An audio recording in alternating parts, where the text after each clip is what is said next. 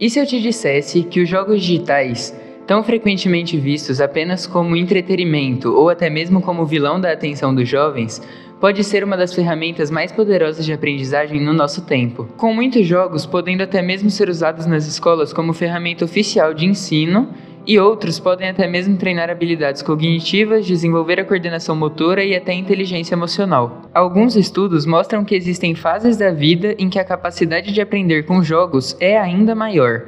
E é justamente nelas que os impactos no desempenho escolar se tornam mais evidentes. A BNCC, a Base Nacional Comum Curricular, também destaca a importância da gamificação ao incentivar metodologias ativas, como jogos e brincadeiras no processo de ensino. A gamificação na educação se conecta diretamente com a BNCC. Ela ajuda no desenvolvimento de competências, como o pensamento científico e criativo, a cultura digital e a responsabilidade e a cidadania. Dessa forma, a escola se conecta melhor ao mundo real e torna o aprendizado mais interessante para todos. Ao aplicar elementos de jogos no ensino, os alunos se tornam mais engajados e motivados a participar do processo de aprendizagem. Desafios e escolhas dentro das atividades gamificadas permitem que os alunos tracem sua própria jornada de aprendizagem, aumentando sua autoestima. Um estudo de grande escala conduzido pelo NIH, conhecido como ABCD, acompanhou mais de 2.000 crianças entre 9 e 10 anos de idade. Os resultados revelaram que aquelas que jogavam videogame por 3 horas ou mais por dia tiveram melhor desempenho em testes de memória, de trabalho e controle de impulso, além de maior ativação em áreas cerebrais ligadas a essas funções.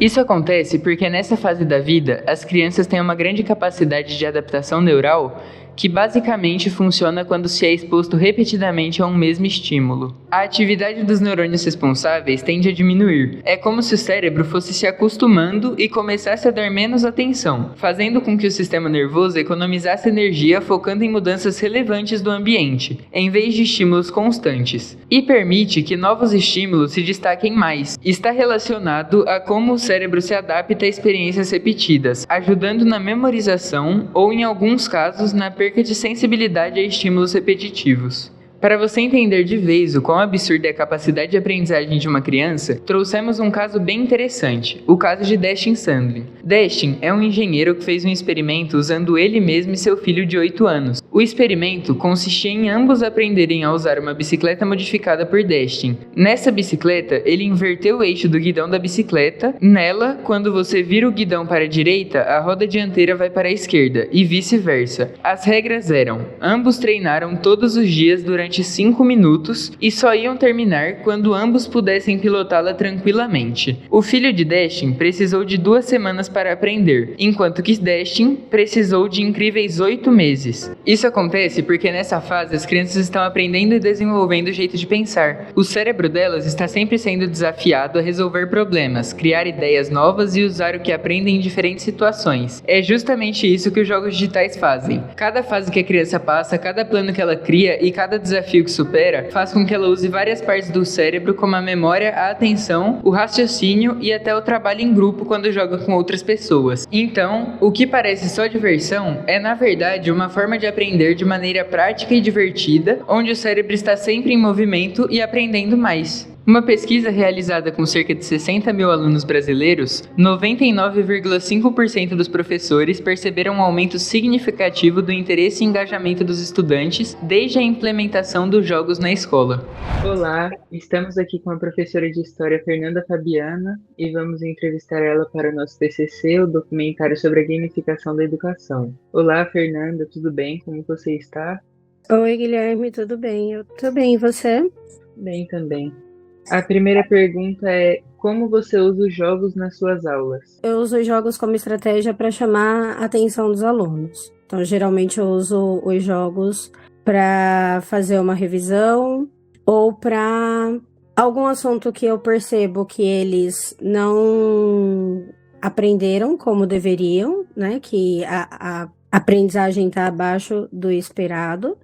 E aí eu vou usar os jogos porque eu sei que dessa forma eles acabam aprendendo com maior facilidade.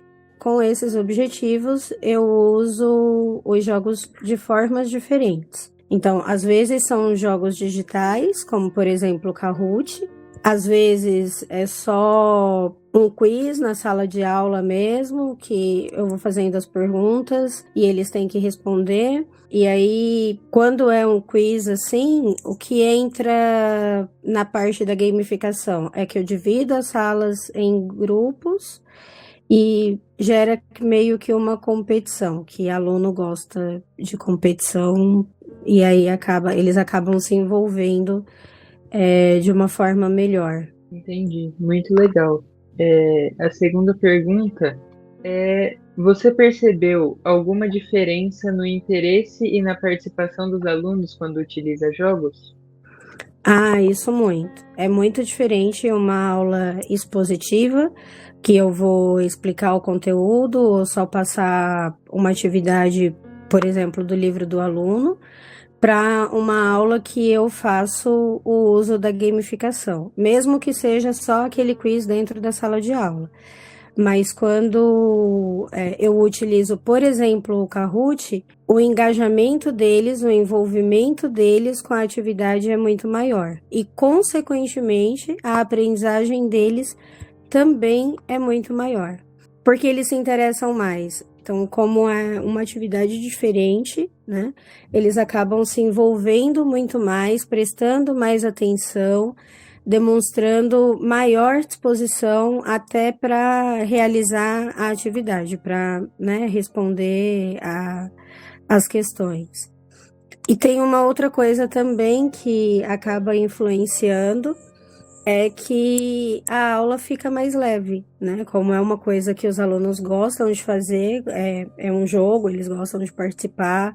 Tem também a questão da competição. Então, a aula acaba sendo mais leve e, consequentemente, mais produtiva. Entendi. Você notou alguma melhoria no desempenho dos alunos na escola ou na convivência em sala de aula? Sim, aulas que a gente faz a utilização dos jogos são aulas em que eles se envolvem mais e, como geralmente a divisão é por grupos, né? Então, eles têm uma convivência melhor entre si, né, com os grupos. Como eu dou aula para sexto ano, são crianças menores, então precisa ter a questão das regras para funcionar, né, os jogos e até para a utilização dos jogos. Então, eles precisam cumprir essas regras. E como eles gostam dos jogos, eles acabam cumprindo as regras. E aí o que gera uma convivência melhor. Em questão de respeito, porque não pode ter brigas. Embora tenha a competição, eles sabem que não pode ter brigas, né? Então, estimula o respeito, o trabalho em equipe. E aí, isso consequentemente melhora a convivência, tanto dentro da sala de aula como fora dela. Entendi. Muito legal, muito bom saber que tem funcionado. A gente agradece sua participação e foi isso, a nossa entrevista. Muito obrigado. Foi um prazer participar. Bom dia. Os jogos, ao contrário do que muitos pensam, podem ajudar muito no desenvolvimento das crianças. Fortalece funções psicológicas e neurológicas, pode melhorar a coordenação motora e, em alguns casos, pode ser usado nas escolas. Nem todos os jogos são bons para ensinar, é verdade.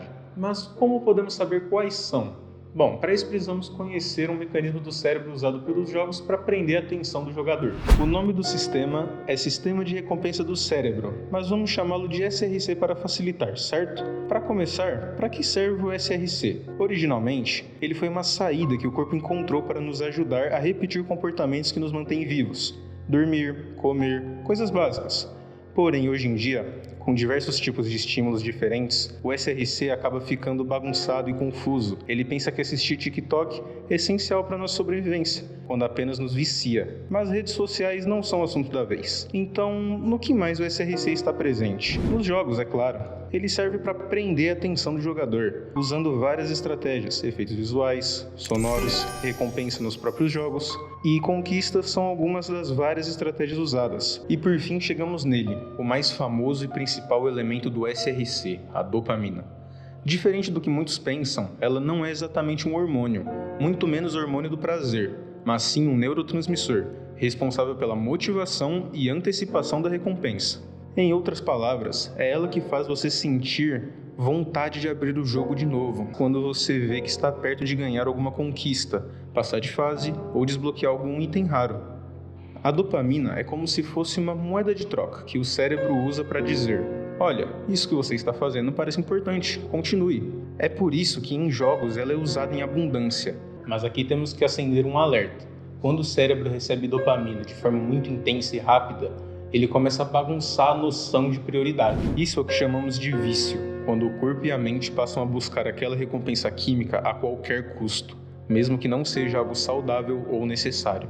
O vício nada mais é do que a perda de controle sobre um comportamento. Quando você não joga mais porque está se divertindo ou aprendendo, mas sim porque o cérebro está implorando por mais dopamina. O excesso pode transformar algo que seria uma ferramenta incrível de aprendizado em um hábito ruim, que ocupa tempo demais e traz mais malefícios do que benefícios. É como se o SRC, que originalmente foi criado para nos manter vivos, tivesse sido hackeado para nos prender em ciclos de repetição. Por isso é tão importante saber diferenciar jogos que realmente podem ensinar e estimular de forma saudável dos jogos que apenas querem sugar sua atenção. Agora que entendemos como o SRC funciona, vem a grande pergunta: como saber quais jogos podem ser educativos e saudáveis e quais jogos apenas tentam nos prender em ciclos de vício? A diferença está em como esses jogos utilizam esses mecanismos cerebrais. O uso excessivo pode gerar dependência, problemas físicos como a obesidade e visão prejudicada, além de afetar a concentração e aumentar a ansiedade. O excesso de tempo em frente às telas pode afastar os jovens de atividades físicas, sociais e culturais fundamentais para seu desenvolvimento. Quando os jogos tomam espaço demais, o equilíbrio da vida é perdido. Em alguns casos, o isolamento social se torna uma realidade preocupante, e ainda há o risco da exposição a conteúdos violentos ou inapropriados, que podem influenciar negativamente o comportamento e a visão de mundo. Por isso, o uso de jogos não deve ser uma moda passageira, mas uma estratégia consciente e planejada. E para isso, o professor precisa estar constantemente informado, garantindo a aplicação eficaz das metodologias gamificadas. O ideal é usar os jogos como uma dinâmica diferente das aulas tradicionais. Eles tornam o aprendizado mais divertido e envolvente. Os professores devem usar os jogos digitais como uma forma de complementar a aula. É importante orientar os alunos, propor desafios que estimulem funções cognitivas e não apenas deixar eles jogando sozinhos, sem orientação, como um substituto da aula convencional, mas sim acompanhar o desempenho do aluno para poder ajudá-lo com o melhor desempenho. Depois de entender como os jogos influenciam o cérebro e o comportamento, fica claro que o segredo não está em evitar os jogos, mas em escolher os certos. Então, como podemos transformar o que aprendemos até aqui em algo realmente útil nas escolas? A resposta está nessas plataformas que unem ludicidade e o currículo escolar, onde aproximam o universo dos jogos e da educação. É nesse cenário que surgem experiências inovadoras, como o Minecraft Education Edition. O jogo é o que conquistou milhões de pessoas ao redor do mundo, e não é por acaso. Quando uma criança entra no mundo de Minecraft, ela não está apenas jogando, mas sim construindo, criando, imaginando e resolvendo problemas. O Crash Sapiens transforma o Minecraft em uma universidade digital alinhada à base nacional comum curricular, com as disciplinas de matemática, português, história, filosofia e astrofísica. Os alunos interagem com salas virtuais, kits pedagógicos, mapas temáticos e quizzes, ganhando moedas virtuais chamadas Sapiens, que podem ser usadas em modos como Survival Geopolítico, onde constroem cidades, criam leis e simulam estruturas sociais, aplicando conceitos de cidadania, economia e política. A plataforma combina aprendizado com gamificação, estimulando atenção, raciocínio e resolução de problemas, aumentando a retenção de conteúdo. O acesso é gratuito, com versão premium opcional, atendendo alunos do ensino fundamental ao ensino médio, inclusive preparação para o Enem. Cada ação no jogo se torna um passo do aprendizado. Agora vamos falar de idiomas. O Duolingo transforma a aprendizagem de uma nova língua em um jogo, com desafios, medalhas e recompensas. Um dos maiores sucessos em gamificação educacional, utilizado por milhões de pessoas no mundo para entender novos idiomas. Mas o que faz esse aplicativo prender tão bem a atenção de seus usuários? As crianças não se sentem sobrecarregadas, mas motivadas a continuar.